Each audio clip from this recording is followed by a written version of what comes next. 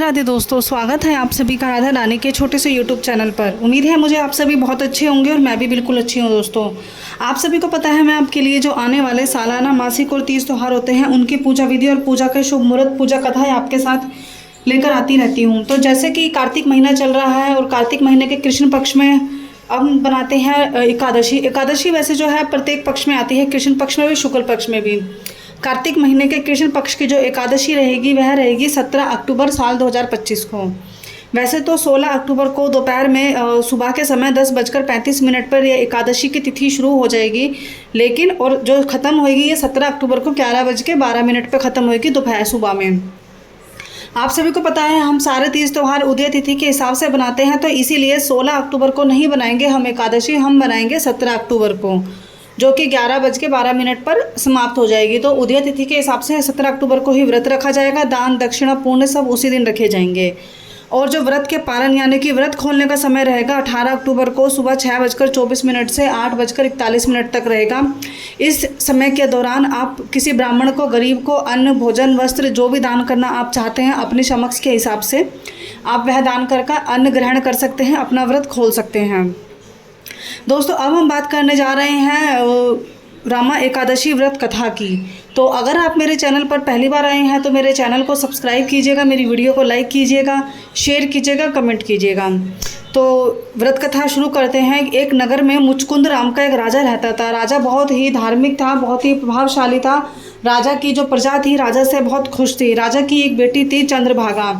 राजा ने अपनी बेटी को बड़े लाड़ प्यार में पाला पोसा। जब बेटी जवान हो गई तो राजा ने शोभन नाम के व्यक्ति से दूसरे नगर का राजा का बेटा था उसके साथ शादी कर दी। शादी के बाद दोनों शोभन और चंद्रभागा जब पहली बार अपने मायके आई, चंद्रभागा अपने पति शोभन के साथ, तो उस दौरान रामा एकादशी पड़ी। जो मुचकुंद राजा था वह शुरू से ही भगवान विष्णु की आराधना करता था और प्रत्येक एकादशी व्रत रखता था। जैसे ही एकादशी आती थी वह नगर में ढोल नगाड़े बजवाकर ऐलान कर देता था कि किसी को भी अन्न और जल नहीं ग्रहण करना है, सब व्रत रखेंगे। तो जब चंद्रभागा और शोभन अपने मायके आई, चंद्रभागा अपने पति के साथ, तो उस दौरान रामा एकादशी पड़ी। तो पिताजी ने यानी कि मुचकुंद राजा ने नगर में ढोल बजवाकर ऐलान करा दिया कि कल रामा एकादशी है और कल के दिन ना कोई अन्न ग्रहण करेगा ना ही जल, सब लोग उपवास करेंगे।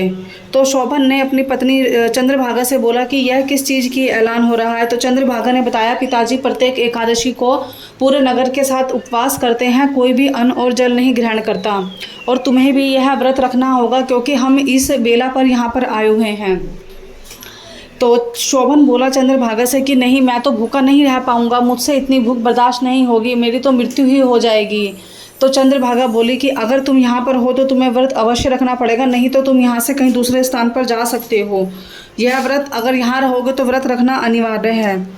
तो शोभन इस बात को मानकर व्रत रखना शुरू कर दिया। अगले दिन चंद्रभागा और शोभन ब्रह्म मुहूर्त में उठे, ब्रह्म मुहूर्त में नहाया धोया, स्नान करा, भगवान विष्णु की आराधना करी, माता लक्ष्मी की पूजा करी और अपना व्रत शुरू कर दिया। जैसे तैसे चंद्रभागा को तो बचपन से ही आदत थी एकादशी का व्रत रखने की, लेकिन शोभन को नहीं थी। जैसे तैसे शोभन ने एकादशी का व्रत पूर्ण किया, लेकिन अगले दिन व्रत खोलने से पहले, ब्रह्म मुहूर्त से पहले ही शोभन की मृत्यु हो गई। शोभन की मृत्यु का चंद्रभागा और राजा मुचकुंद को बड़ा दुख हुआ, लेकिन विधि विधान के हिसाब से उन्होंने उसका अंतिम संस्कार किया, देह छोड़ दी। और जिसके बाद चंद्रभागा ने क्या किया कि पति की मृत्यु के बाद वह अपने पिताजी के घर आकर रहने लगी, राजा के राजमहल में आकर रहने लगी। कुछ सालों के बाद जो चंद्रभागा थी वह ऐसे ही अपने जीवन व्यतीत करने लगी, धीरे धीरे पूजा पाठ करने लगी। और कुछ समय के बाद चंद्रभागा को जो है एक सुंदर पुत्र की प्राप्ति भी हुई, जो कि बिल्कुल शोभन जैसा ही था। तो एक दिन क्या हुआ, जो राजा मुचकुंद का नगर था, राजा मुचकुंद के नगर का एक ऋषि ब्राह्मण एक यात्रा पे गया, तीर्थ यात्रा पे। तो जब वह तीर्थ यात्रा पे गया तो उसने बहुत लंबी तीर्थ यात्रा करने के बाद उसको एक बहुत दूर नगर दिखाई दिया। जैसे ही उसने वह नगर देखा तो नगर बिल्कुल स्वर्ग के समान था, चमकदार हाथी, घोड़े, हीरे मोती सब उस नगर में थे। उस नगर के जो लोग थे वह भी बहुत ही प्रभावशाली, बहुत ही सुंदर थे, बहुत ही मीठी वाणी के थे। और वहाँ जाकर जब ऋषि ने देखा कि उस नगर का जो राजा था वह और कोई नहीं शोभन था, तो ऋषि ने पूछा कि तुम तो राजा मुचकुंद के जमाई शोभन लगते हो, तो शोभन ने बोला जी हाँ मैं वही हूँ, मैंने एकादशी का व्रत किया था जिसके प्रति जी मुझे यह सब प्राप्त हुआ। तो ऋषि बोला यह बहुत अच्छी बात है, लेकिन शोभन बोला कि यह सब मेरा अस्थिर है, यह कुछ ही समय का है, यह स्थायी नहीं है। तो ऋषि बोला ऐसा क्यों और यह क्यों स्थायी नहीं है? तो राजा शोभन ने बताया कि मैंने जिस समय ये एकादशी का व्रत किया था उस समय मेरी मृत्यु हो गई थी और मेरी जो पत्नी है चंद्रभागा वह अभी मुझसे दूर है। जिस समय उसको मेरी सारी स्थिति पता लग जाएगी और वह मेरे साथ आकर रहने लग जाएगी, जो कि उसके एकादशी का व्रत पुण्य भी मुझे मिल जाएगा। उसके बाद मेरा ये सारा राजपाट स्थिर हो जाएगा। तो तुम्हें मेरा यह कार्य करना होगा कि मेरी धर्मपत्नी चंद्रभागा को मेरी सारी स्थिति के बारे में बतलाना होगा। तो ऋषि बोला अवश्य। जैसे ही ऋषि वापस मुड़ा और राजा मुचकुंद के अपने नगर पहुंचा, तो वह शोभन की जो धर्मपत्नी थी चंद्रभागा उनसे जाकर मिला और उसने सारी आबिती सुनाई कि मैंने तुम्हारे पति को देखा और तुम्हारे पति तुम्हारे इंतज़ार कर रहे हैं। यह सुनकर चंद्रभागा बहुत ही खुश हो गई। उसकी खुशी का कोई ठिकाना ना रहा, मानो उसको दोबारा एक जीवन मिल गया हो। तो चंद्रभागा ने बोला ऋषि से कि ऋषि तुम मुझ पर इतना परोपकार कर दो कि मुझे मेरे पति से मिलवा दो, मैं उनसे मिलने के लिए बहुत विचलित हूँ।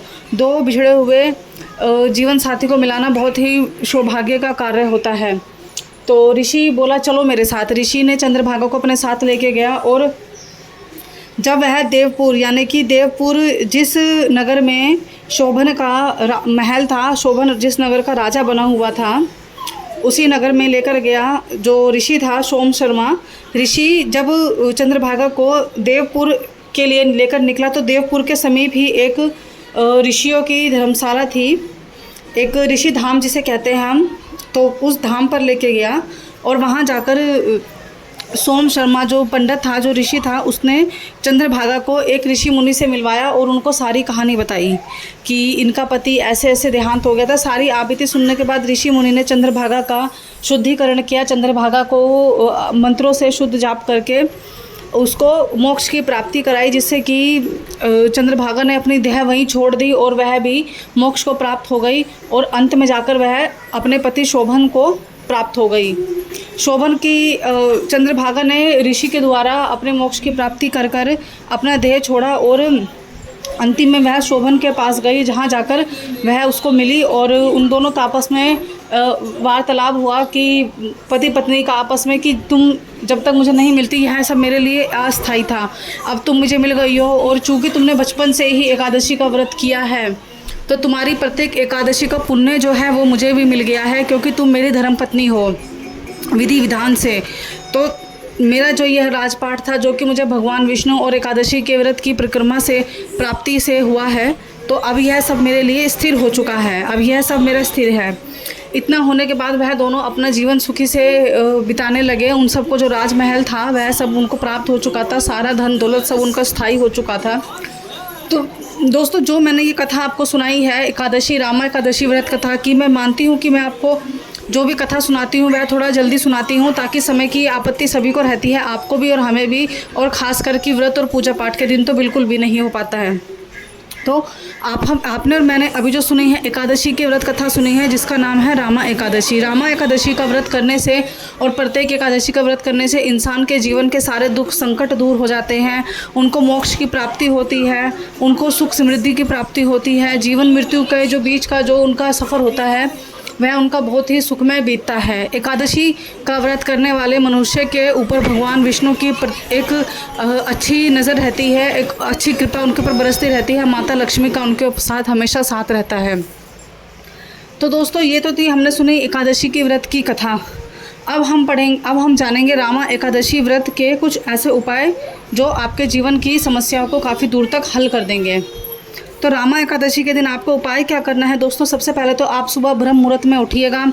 सुबह का ब्रह्म मुहूर्त रहता है 4 बजे से 4:25 से शुरू हो जाएगा। ब्रह्म मुहूर्त में उठकर नहा धोकर स्नान आदि कर आपको या तो पीले वस्त्र पहने हैं या सफ़ेद वस्त्र पहने हैं, जो कि माता लक्ष्मी और भगवान विष्णु के प्रिय हैं, जो रंग भगवान विष्णु और माता लक्ष्मी को प्रिय है।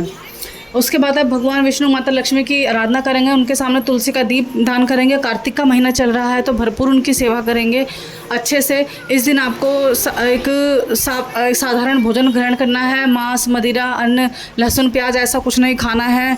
बुरे भावना अपने विचार नहीं मन में लेकर आने हैं, किसी की बुराइयां नहीं करनी है। इस दिन आपको भगवान विष्णु के मंत्रों का जाप करना है। ओम नमो वासुदेवाय नमः, ओम नमो नारायण का जाप आपको करना है। साथ ही साथ आपको करना क्या है, इस दिन काली चींटियों को आटा और चीनी आपको खिलाना है। जैसे कि आपके घर में, घर की छत पर, आसपास कहीं पार्क में काली चींटियाँ आपको पता लगे काली चींटियाँ हैं, तो उनको आटा और चीनी देकर आइए, जिससे कि आपके रुके हुए सभी कार्य पूरे होने लग जाएंगे। माता लक्ष्मी को आपको मखाने की खीर अर्पित करनी है, जो कि सुख और समृद्धि लेकर आती है। माता लक्ष्मी को आपको कमल का फूल अर्पित करना है, जो वैभव और शांति का प्रतीक होता है। माता लक्ष्मी को कोड़ी आपको अर्पित करनी है। माता लक्ष्मी को कोड़ी अर्पित करते हो तो कोड़ी खुद माता लक्ष्मी का एक रूप माना जाता है, और अगर आप माता लक्ष्मी को कोड़ी अर्पित करते हो तो आपके घर में आर्थिक तंगी दूर हो जाती है और आर्थिक स्थिरता बनी रहती है। यानी कि जिसके घर में ऐसा लगता है पैसा रुकता नहीं है, पैसों का खर्चा बहुत हो जाता है, आर्थिक तंगी बहुत रहती है, तो उन्हें माता लक्ष्मी को एकादशी के दिन और साथ ही साथ छोटी दीपावली, बड़ी दीपावली, धनतेरस के दिन कोड़ी ज़रूर अर्पित करनी चाहिए। मिठाई, बतासा, फूल, ये सब माता लक्ष्मी के प्रिय हैं, इनसे हमारा सौभाग्य अर्पित रहता है। मिठाई जो है एक कहते हैं एक अच्छे दिन का प्रतीक होती हैं। जब भी घर में कोई शुभ कार्य होता है तो हम मिठाइयाँ ज़रूर बनवाते हैं, तो मिठाई माता लक्ष्मी को अर्पित करें। तो दोस्तों यही थी एकादशी, रामा एकादशी के व्रत की कथा, जिसकी जानकारी मैंने आपको दी है। पूजा विधि, पूजा के नियम, पूजा के उपाय, पूजा की कथा, आप सभी जो भी एकादशी का व्रत रखते हैं वह इसी नियम विधि के हिसाब से अपना व्रत रखेंगे। एकादशी के दिन एक दिन पहले से ही, यानी कि आज शाम से ही आपको लहसुन प्याज खाना बंद कर देना है, और एक ही समय खाना खाना है, आपको अन्न खाना है। कल से आप सुबह ब्रह्म मुहूर्त में उठकर पूजा पाठ करेंगे। कल के दिन आपको अन्न और जल नहीं ग्रहण करना है। परसों 18 तारीख को सुबह 9 बजे तक आप अपना व्रत खोल सकते हो। आपने जो भी पूजा का सामग्री निकाली है, फल फूल, अन्नदान, जो भी आपको करना है वह गरीब को और ब्राह्मण को करके आप अपना व्रत खोल सकते हो। तो दोस्तों यही थी मेरी एकादशी की कथा। अगर आपको मेरी वीडियो अच्छी लगे तो मेरे चैनल को सब्सक्राइब कीजिएगा, मेरी वीडियो को लाइक कीजिएगा, शेयर कीजिएगा।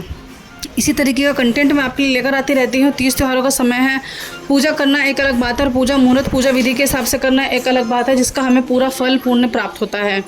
तो ऐसे ही कंटेंट मैं आपके लिए पूरे हफ्ते लेकर आती रहूँगी।